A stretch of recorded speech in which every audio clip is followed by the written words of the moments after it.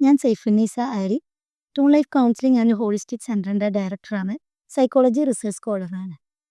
പല കപ്പിൾ കേസുകളിലും കണ്ടിട്ടുണ്ട് അൺറിയലിസ്റ്റിക് ആയിട്ടുള്ള എക്സ്പെക്ടേഷനോട് കൂടി മാരിറ്റൽ ലൈഫിനെ സമീപിക്കുന്നത്. മാരേജ് എന്നത് ഇൻഡിവിജ്വാലിറ്റിയുടെയും ടുഗദർനെസ്സിന്റെയും ഒരു ബാലൻസിങ് ആണ്. നമ്മളവിടെ ഇൻഡിവിജ്വാലിറ്റിക്ക് ഇമ്പോർട്ടൻസ് കൊടുക്കുകയാണെങ്കിൽ ടുഗദർനെസ് നമുക്ക് അവിടെ നഷ്ടമാവുന്നത്. അതുപോലെ നമ്മൾ ഇനി ടുഗദർനെസ്സിനാണ് നമ്മൾ പ്രയോറിറ്റി കൊടുക്കുന്നതെങ്കിൽ ഇൻഡിവിജ്വാലിറ്റിയും നഷ്ടപ്പെടുന്നുണ്ട്. നിങ്ങൾ അതിനെക്കുറിച്ച് ചിന്തിച്ചിട്ടുണ്ടോ?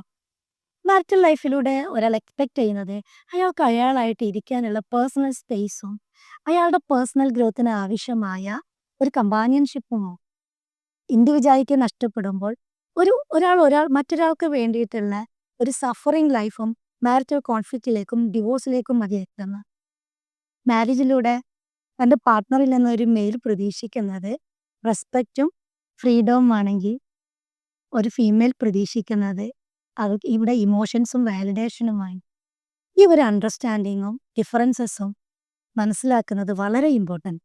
മാരേജ് എന്നത് ഒരിക്കലും രണ്ട് വ്യക്തികൾ തമ്മിലുള്ള കൂടിച്ചേരലല്ല, രണ്ട് ഫാമിലീസിൻ്റെ, രണ്ട് സൊസൈറ്റിയുടെ, രണ്ട് ഡിഫറെൻറ്റ് കൾച്ചറിൻ്റെ കൂടിച്ചേരലാണ്. അതിൽ തന്നെ ഓരോ ഫാമിലി മെമ്പേഴ്സിനും യുണീക്കായിട്ടുള്ള വാല്യൂസും മൊറാലിറ്റിയും എക്സ്പെക്റ്റേഷൻസും ഉണ്ടാവും.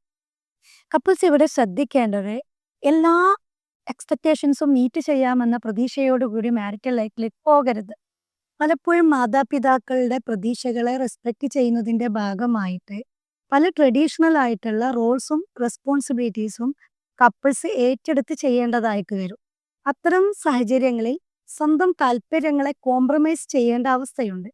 അവിടെയെല്ലാം ഒരു കോൺഫ്ലിക്റ്റ് അവോയ്ഡ് ചെയ്തുകൊണ്ട് ഓപ്പൺ കമ്മ്യൂണിക്കേഷനിലൂടെയും എംപതറ്റിക് ലിസണിങ്ങിലൂടെയും ഒരു അസേർട്ടീവ് സ്കില്ലിലൂടെയും അത് മാനേജ് ചെയ്യേണ്ട റെസ്പോൺസിബിലിറ്റി കപ്പിൾസിന് തന്നെയാണ്. ഈ ഒരു റിയലൈസേഷനാണ് ഒരു ഹാപ്പി മാരിറ്റൽ ലൈഫിനെ മുന്നോട്ട് നയിക്കുന്നത്.